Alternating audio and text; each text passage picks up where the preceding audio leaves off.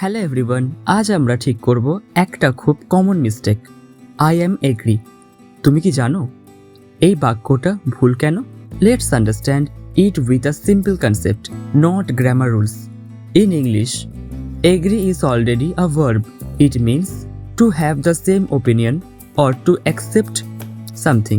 Agri মানে হলো একই মত হওয়া বা কারো কথায় সম্মতি দেওয়া। নাও লুক, অ্যাম, ইজ, আর এগুলো verb.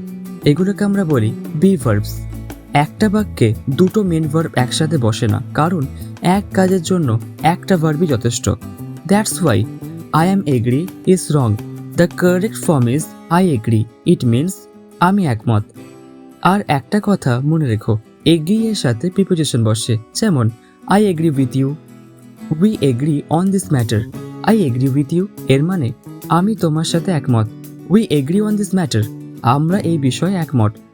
But never say I am agree. So next time speak confidently, say I agree, not I am agree. So remember, এক কাজের জন্য এক ভার্বই যথেষ্ট। Say with confidence I agree, not I am agree. Okay, so এবার তোমাদের turn. তোমরা বলবে we agree on that point or we are agri on that point. এবং এই দুটো সেন্টেন্সের মধ্যে কোনটা কারেক্ট সেটাকে কমেন্টে জানিও।